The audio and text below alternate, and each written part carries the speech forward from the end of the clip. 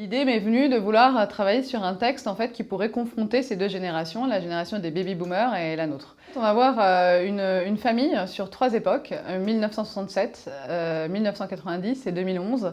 On a 2 frères qui sont là dans un appartement à Londres et il y a une petite copine qui doit arriver. Il faut qu'il y ait un des 2 frères qui s'en aille et il ne va pas partir. Et on va les retrouver 20 ans plus tard, en couple. Ils sont plus à Londres, ils sont dans une sorte de ville dortoir, en fait, plutôt bourgeoise, de lotissement.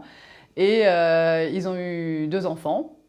Et là, on va rentrer dans une autre période de l'utopie, voilà, autre chose. Et on va arriver plus vers le désenchantement, en fait. C'est les années 90, c'est la fin des années Thatcher, la situation économique en Angleterre est difficile. Et ensuite, on va arriver en 2011, et la fille va réunir la famille, cette fois-ci dans la maison du père, dans la campagne anglaise, pour un peu demander des comptes sur son éducation, sur le passé. L'idée, c'est que l'écriture est très riche, il y a beaucoup d'humour, c'est drôle, c'est piquant.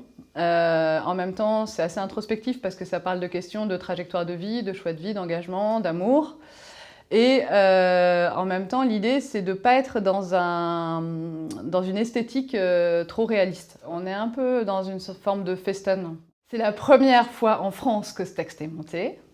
Mike Bartlett est un auteur anglais qui est très très renommé dans le monde anglo-saxon. C'est l'occasion d'entendre cette écriture qui est vraiment à la fois très accessible et en même temps qui creuse sur des sentiments profonds et qui laisse pas indemne, voilà.